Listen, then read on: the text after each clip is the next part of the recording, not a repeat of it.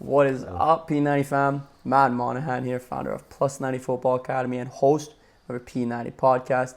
I'm here next to my guy, Alex Weber. Fantastic player. Like, holy. Met him this summer and just had some buzzing sessions together. It was quite good to see him out in action. I'll let him introduce himself to the camera and everything, though, and we'll get going here. So, off we go. Yeah, like Matt said, I'm Alex Weber,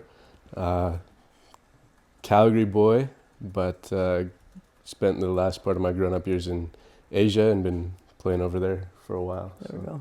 Yeah, and that was honestly one of the reasons why I was like, man, you got such a different story. You know what I mean? Yeah. And I wanted to have you on there so badly. And it's like on this podcast and everything. But before we get into any of that type of stuff, I wanted to ask about a little bit of just your life. So a little bit of quick fire questions. Like what position do you play? 10. 10, hey? 10 and left wing. Yeah. Which is crazy because when I coached him, I was like, dude, this guy's a 6 or a center back. Like, there's no way.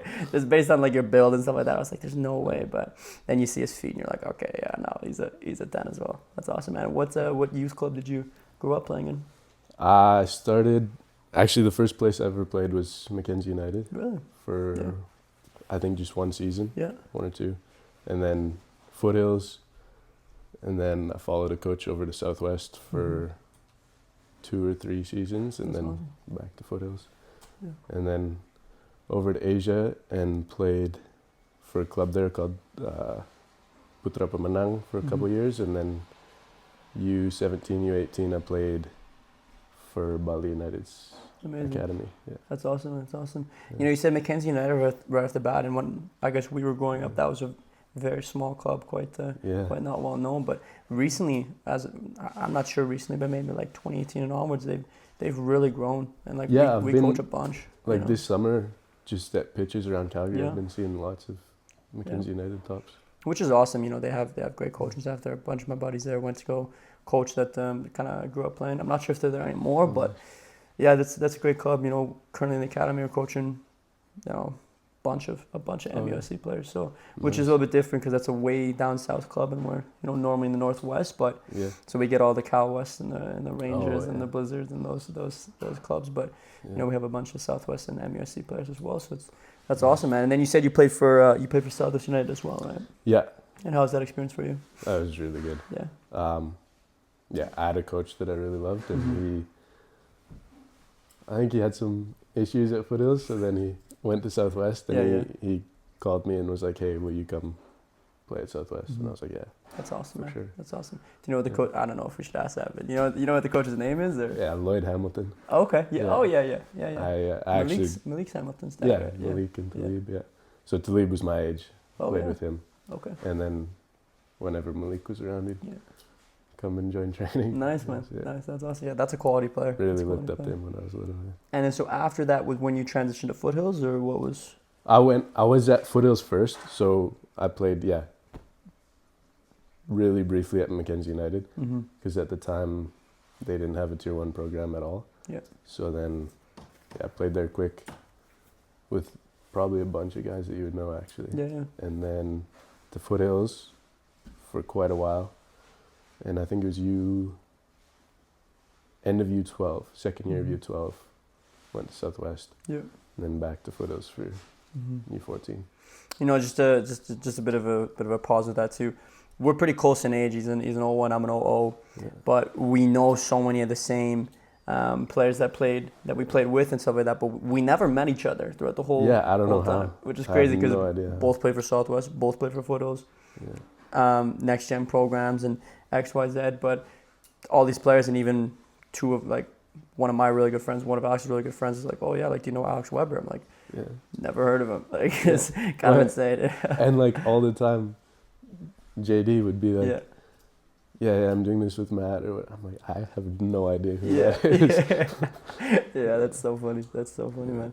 Okay, yeah, so youth career, everything was all good, nothing really tended to happen that was pushing you on a downward spiral or anything, so you ended up going off to where? Where'd you end up going? U14. Well, actually, the reason I came back to Foothills is because I I actually did start out as a center back, Oh wow.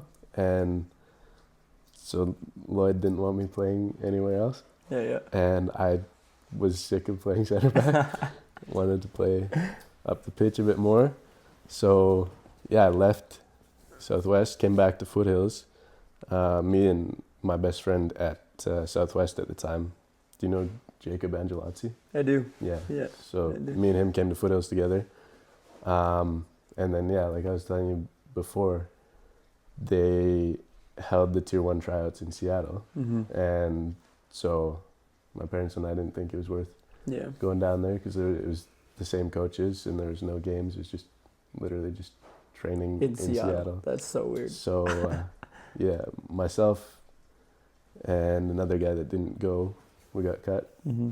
played with the Tier 2s, and best team I've ever been on, Mm-hmm. like genuinely. Wow. We, that season, we went like across all competitions. I think we went 41-0. Wow. Won provincials, won like 4 different tournaments, Mm-hmm. and yeah, had a great season. Then in indoor, I stayed with that team, and I ended up playing, like, because it was still back when we played with the boards Mm-hmm. in indoor, Yeah, yeah. and so I was playing whatever, like center forward, like in the 5, and had this one kid, Francis, that just like best chemistry I've ever had with another player.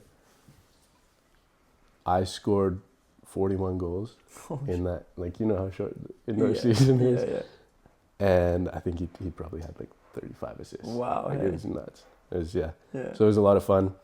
And then, yeah, last season of U14, my family ended up moving to Indonesia, and that's where I finished, you know, U16, U17, U18. Oh wow. Was in Indonesia. So it was your family going over to Indonesia? Yeah, there? my whole family Okay. went over, and then joined, like, they call it a soccer school over Mhm. there. So I joined that, and then went to provincials there with that team. Team did horrible. I scored our only goal Jesus. across 4 games, and but because of that, Bali United is like the biggest team in Indonesia, and they have a really good academy, so they picked me up and played with them. Wasn't allowed to play in nationals just because of like international player rules there. Yeah. They are really big on Really. only their local boys playing Mhm. until like senior level. So Mhm. it was good. I got to train with them and play friendlies and everything, but Mm-hmm. actual competitions I Yeah. wasn't able to. But yeah, it was really good way to finish out youth soccer. That's A lot amazing, of man. fun. Yeah. And then from there, did you transition into the professional level after playing youth in Indonesia, or how did that kind of come about? Yeah, so U17, I had a few offers from different clubs in Indonesia and different places in Asia, different agents that were wanting to work with me. And my parents said, no, you got to go to college.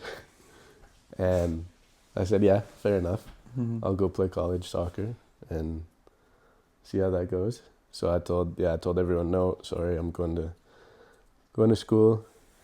Maybe once I graduate, then I'll come play. So I ended up going to the States, to Nashville, to Lipscomb University, and Okay. played NCAA down there. Okay. Was that Div 1 or? Yeah, Nice, D1, man. yeah. They, yeah.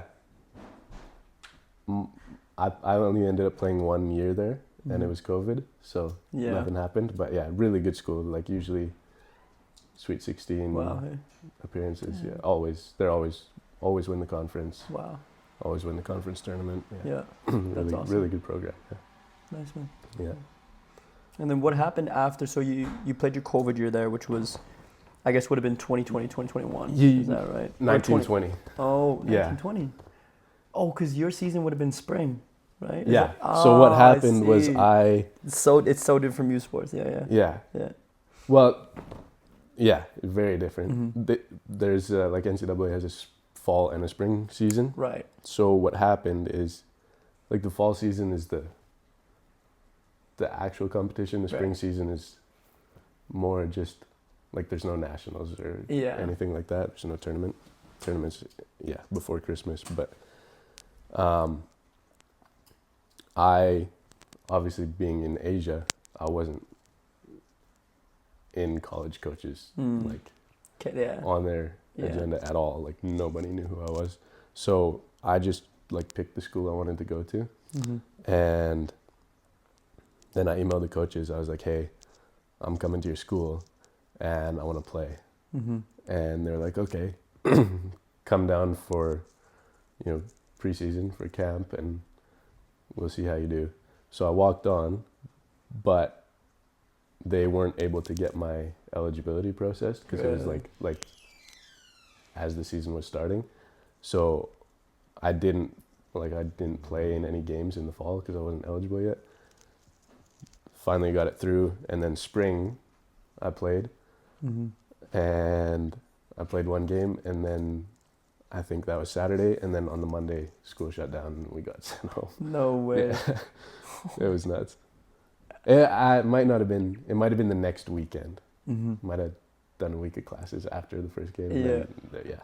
Damn, hey. But it worked out. It actually ended up working out great because still in the fall, on Thanksgiving break, I went away for Thanksgiving, like just with a couple of the other international players on the team. Came back, would have been Tuesday, I guess, not Monday. Went to class, and like literally walking back to my dorm from the first class, I called the vice president of one of the clubs that had offered me before I went to school, and I said, hey, I'm sick of school. Do you guys still want me? And he was like, yeah. When can you get here? I said, well, school ends in May, so I can come as soon as I'm done. I'll do this. Shit.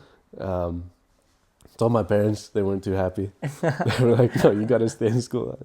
I said, but it ended up, like I said, COVID was one of the best things that ever happened for me because of that. School went online, so I was able to go play pro and still keep doing school. So it worked out great. So you never actually dropped out of school. You went and you played in Indonesia while also in school for online. Yeah. Wow. Yeah.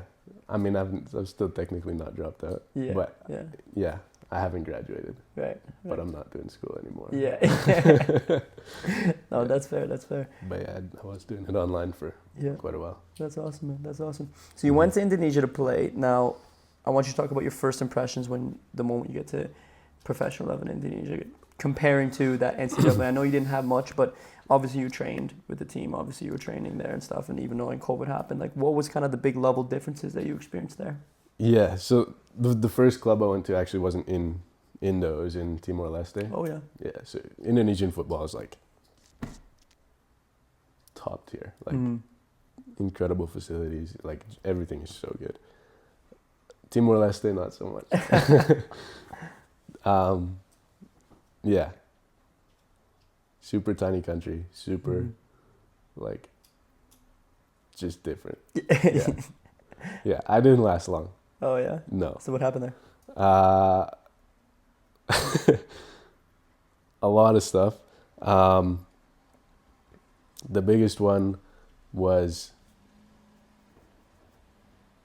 they weren't paying me. Like they just, me and there's two other international players that they brought in, and then we just weren't getting our salary, and they never put my visa through. Really? So I found out like 3 months in that I didn't have any visa or anything, and so I told them, I was like, hey, like buy me a flight out of here and pay my like deportation fee, and I'll be gone because it's not a good situation. Yeah. But as far as the level goes, I would say it's, I mean, NCAA, there's such a huge range of talent, and like you got teams that are like just unbelievably good, and then they're winning games by like 8-0 on a weekend. So it's hard to say. The Timor-Leste League is pretty even, like pretty competitive. There's not like top team and the last team are pretty similar. Yeah. I'd say they'd fit in the middle of the pack in D1. Maybe towards the top a little bit, but fairly similar level to college soccer in the States. Just a lot more chippy. Yeah. Like so dirty. There was one game where, like right in front of me, our center back comes and just studs a guy in the face. Straight in the face. Like just comes flying in and just kicks him in the face. Jesus Christ, okay. Not even a yellow. Holy crap. Not even. What? Not even a yellow. Like in the face. Like you just like. Yeah. Straight in the face. I couldn't believe it. Was he like bleeding? Was he like bruised and shit, or like? I don't know actually. Yeah. Jesus. But yeah, he went down. They got the foul. Shit. Yeah. And he just kept playing. I was like, wow. That's crazy. Wild. Is that fairly common when playing in Asia, or like is it more just like in that area there? It's like 10 times more there. Yeah. But in my opinion, Asia is definitely more chippy. Yeah. Hey. Yeah. What about the skill level? So okay, let's back up actually. So after there, you went back to America, or did you continue professional in Asia? Yeah. After there, I went straight from there to Brunei. Okay. Yeah. Okay. And I played the rest of the season there. Okay. So talk to me about that. What was it like there? That was really good. Yeah. That was a great experience. Yeah. That was good football there too. Much better. Yeah. Much better. Yeah. Nice. Yeah. Nice. That's good. They're like bigger league, and so way more disparity between top of the table and bottom of the table. Yeah. Like there was like 15-0 games every weekend. Yeah. Hey. Which was nuts. But yeah. Actually, right now, the team that won the league, like the season I was playing, they're in Asian Champions League right now, and they're doing very well. Yeah. That's awesome, man. Yeah. And is that the team that you're... So give me a little bit of a timeline. So you were at the team prior, what year? Maybe 2020, is that right? Does that sound fair? Yeah. Okay. Yeah. It's kind of a bit of a gong show what happened, but 2019 was at college. 2020 I agreed to go to the team in Timor-Leste. Asalam FC was the name of the club. And then that season, 2021, got like just fully cancelled because of COVID. 21. No, I was gonna go for the second half of 1920. That got cancelled. Right. 2021,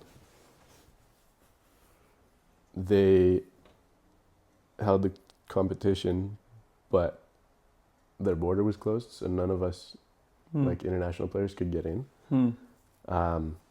So was on contract, but didn't play that season either.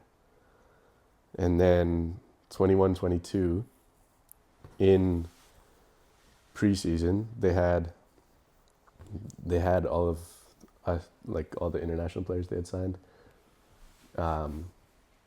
come to Indonesia and train together Mm-hmm. before we went over for the start of the season. And during that, just a friendly, I tore my ACL. Really? Like, I didn't know you tore, man. 2 weeks before I was supposed to get to Timor-Leste. Damn, hey? So I missed that season too. Yeah. So, Damn. yeah, came back here for surgery and rehab and all that. Mm-hmm. And then finally, 22, 23, Mm-hmm. I finally There we got go. over there and started playing. Played 3 months. Got out of there. I got there, I think,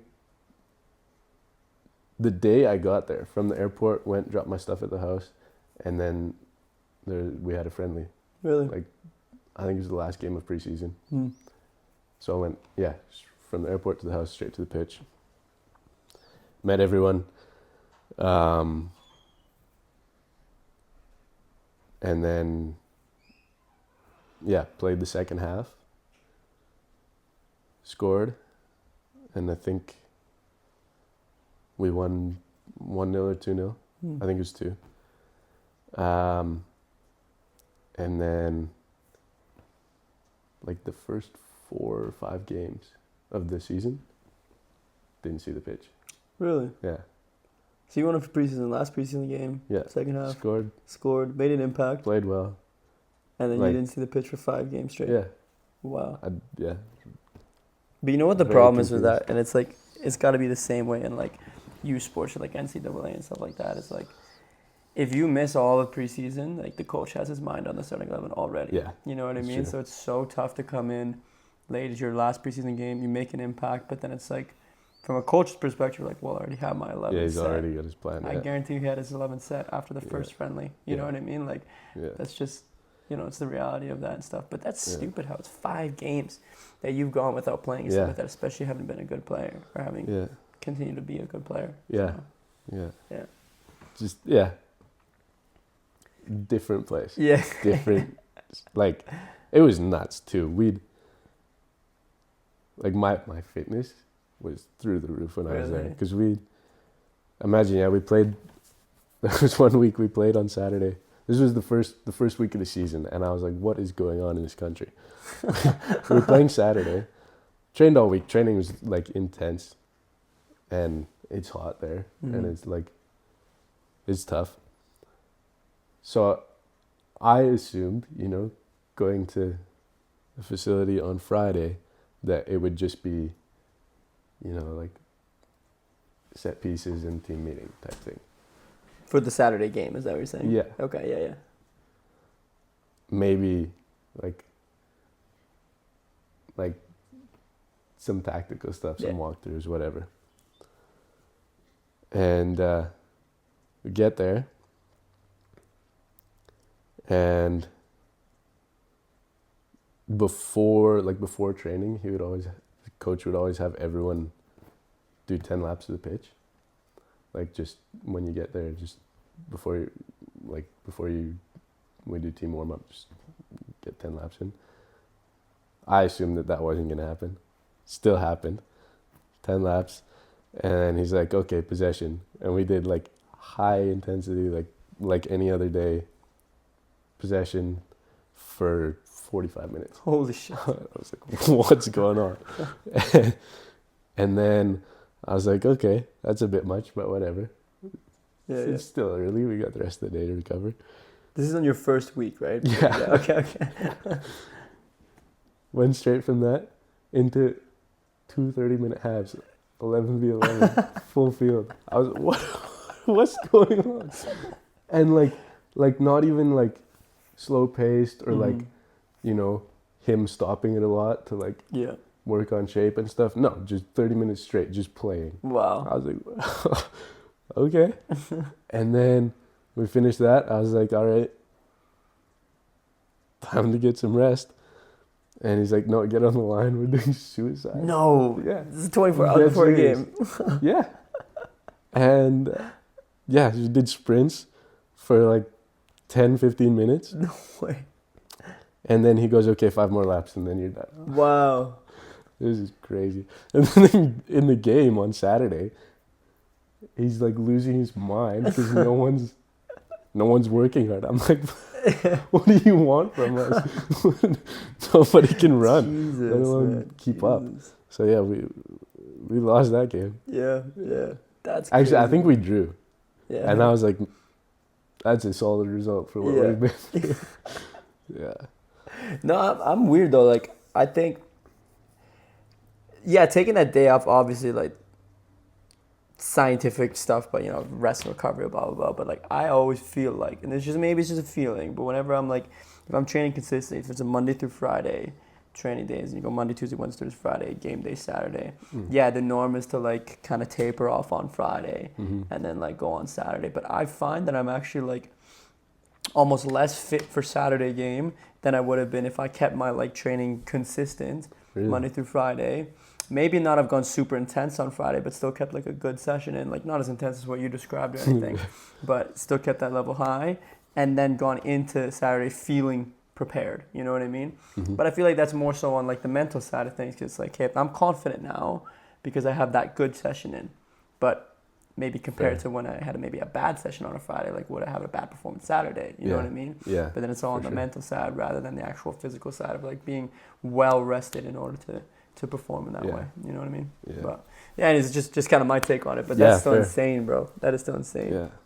Yeah. Sorry, I went off on a tangent. No, it's I don't all even good. remember what your question was about. I can't even remember either. But I want to kind of switch to the more tangible type of thing. So you've kind of told your story, your experiences playing professional and whatnot too.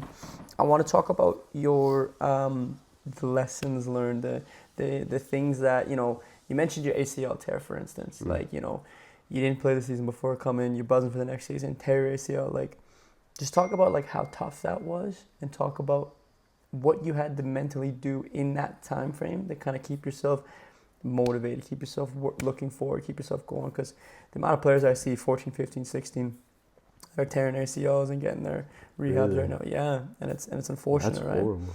And they're, you know, when you're 14 or 15, you're going through that. It's like, oh, you know what I mean? Like that's so unfortunate. And you're a youth kid. Like these are your times where your growth is going to be skyrocketing, and you have to take a year off for rehab. Like that's tough. So can you talk maybe about what you did to keep your head in those moments, or to keep looking forward, or to stay focused on the goal and know that, hey, like this is part of the journey, you know?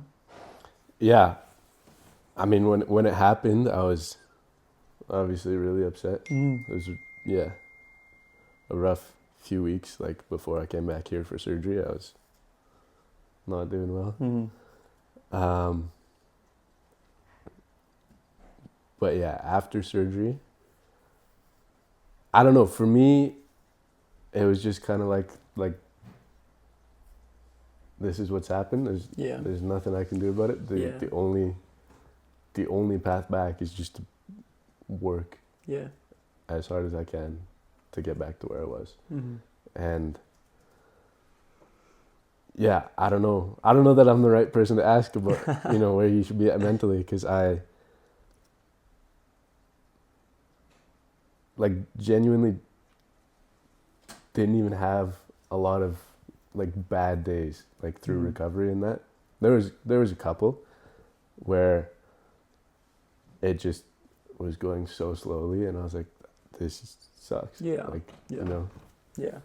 it's been 5 months and I still can't, you know, get my leg all the way around on the bike. Like, but there wasn't a lot of those. There was just, you know,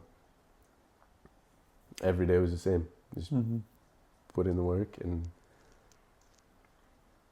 get back to where I need to be. You know? Honestly, and you say you don't think you're the right person to ask, but I disagree, because so much of the time you get players that are like, and obviously it sucks to go through injuries, but they're like, oh man, why did this happen to me? You know what I mean? They're all, I'm a victim of circumstance. Like, sure, like you got injured. Like this is not your fault. You know what I mean?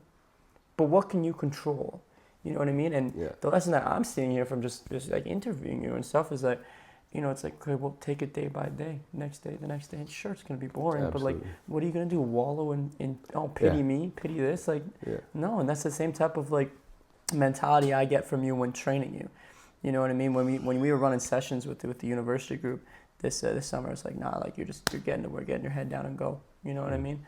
And so in that same way as well, you having that mentality during your injury, you know, it is a big lesson as well that, you know, these kids are gonna have, because I don't know, man. If I was 14, I tore my ACL, I would be like kicking myself every day, like, oh, pity me, and I'm a victim here, and like kind of looking for like some of that sympathy or something. But no one knows you shit. Yeah. You know what I mean? Like, this is your recovery time. This is your opportunity to get better, improve yourself. You know, I am gonna come back and do better. You know, what are you gonna do, right? So for you to kind of just go. To be fair, that's what I said. What awesome. am I gonna do? Not recover? Yeah, exactly. Like, you take it day by day and know that it's there. And for you to freak out about it and be like, everything, oh man, like that's only gonna make it worse over time. You know what I mean? It's only gonna make the whole process worse for you over time. So I think that's a great lesson. I don't think it's the wrong answer at all, or the wrong person to ask, because you're the right response to it. You know what I mean? Your response was the right response, in my opinion. Yeah. You know. I feel like I'm lucky because I enjoy working. Yeah. And it took so much work, but it paid off. Yeah. It always does. 100%.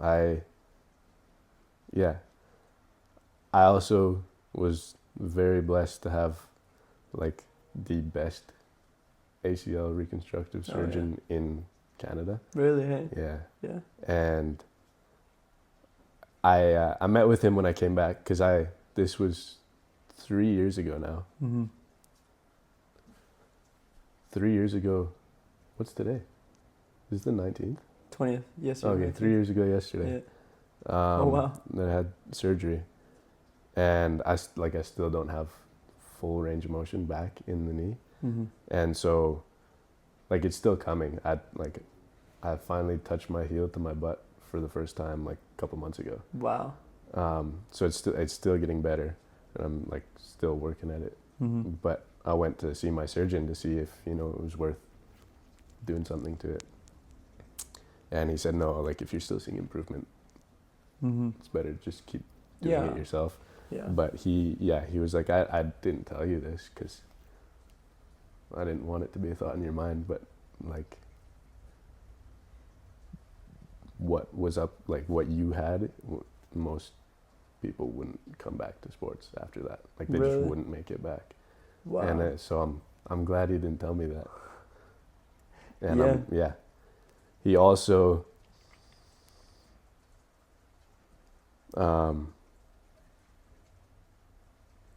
didn't consult me, like, because I guess they can like do different tightnesses.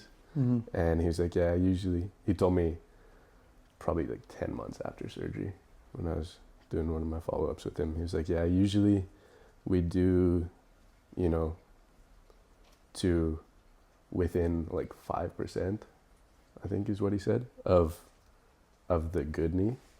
Like, and he said, so, you know, that makes recovery a little bit easier because there's more give and you can get back to full range of motion sooner and whatnot. He's like, for you, we did to within 0.5%. Wow. And he's like, I didn't tell you because I didn't want you to pick the wrong option. He said, because I know that if you didn't have a choice, then you'll just put in the work to get it to where it needs to be. I was like, yeah, true. I also would have chosen that because I want to play again. But and then, then when I saw him this past time, like a few months ago, he measured it and he said, yeah, actually, it's better than it's my right knee that was operated on. He said the right one is actually better and stronger than the left one. So incredible. Incredible. I'm very, very grateful that it was him doing it, and that no kidding, he made the choices he did. Yes, that's incredible. Good. Wow. Yeah, man, you downplayed that whole thing, that whole ACL tear. Like, it's not a big deal. I tore my ACL. Yeah, I was out for it. Mate, you could have not returned to play. That's awesome. That's awesome, man. I'm glad it went the way it did. Like, and to be honest, if I never tore it, I would have played sooner at SLM, and who knows what would happen. Like, I might not have ended up in Brunei. I definitely wouldn't have the same career path as I do. So, 100%, man. Everything happens for a reason. Yeah, exactly. Right? Everything kind of comes into place for a reason. And in the moments where you feel like why is this happening now? Like you just lack the foresight to see what's kind of around the horizon. You know what I mean? So And that's, I feel like, with so many lessons out there, like not just with yours, but people we interviewed, myself personally, you know, you may be going through a very, very tough time, injuries, you know, is a great example for a football player and stuff, and you just don't know what's up next, you know what I mean? Yeah. And let's say you weren't able to return to sport, maybe there was another path for you somewhere else that didn't, you know what I mean? Like, Absolutely. obviously, yeah, like, so it's, you know, you never really do know, so that's a great lesson, honestly. That's a great lesson. Yeah. Yeah, wow, that's some great stuff, honestly. But I want to talk about now moving kind of away from the injury prevention, but talk about what advice that you would give, let's say, 16-year-old player that's aspiring to go to Europe or Asia to play, or, you know, is looking for those opportunities that you had at 19, 20. You know, what type of advice would you give them in terms of what they're doing now to prepare, what they have to do to showcase themselves? Is there anything that you would like to say to that kid that's looking to play at the level that you're currently playing at and that you were at when you were a little bit younger too? I would say, number one, there's so many options. Like, for me, when I was growing up, there wasn't near as many as there are for guys now, but there was more than anyone realized. Like, I mean, I'm sure it was this way for you too. Like, there was only one path that anyone thought you could take, and it was, you know, foothills, tier 1, and then NCAA or U Sports, and then hopefully, you know, like MLS. Now there's like CPL, League One. There's so many options even here in Canada, and there's so many more, you know, stepping stones. But there's like, that's not the path I took. Like, you know, there's so much more out there. Like, whether it's Asia, South America, Europe, wherever, like, there's so many options. And even like nowadays, even guys from here, even some of the guys you train, hey, you know, going to Spain, even in U16, U18, and getting that experience. So I think that's one thing, is there's not just one path, and everyone's is going to be different. And number two, I would say, like, stick with it. The amount of guys that I grew up playing with that are just haven't touched the ball in 4 years. Yep. It's so sad. Good players too. Yeah. Yeah. And like, that's the only reason I made it, is because I just kept playing. Yep. And, you know, even when I didn't have opportunities, just kept playing. Like this, I was without a team this year from February until like a month or so ago. Maybe a few weeks ago. But, you know, just trusting that the opportunity is going to come, and my job is just to be ready for it when it does. So I think, those are the two things I would say. I guess both of them come down to don't just give up when, you know, when it seems like the perfect thing isn't happening right now. That's incredible. My last question with this too, it seems like this is very appropriate in this circumstance. It seems like you had a lot of faith in yourself. You know what I mean? You had a lot of trust in yourself. How important has faith been in your journey? Youth soccer, collegiate soccer, professional soccer. How important has that been? Huge. And I would say more than faith in myself, just faith in God. Yeah.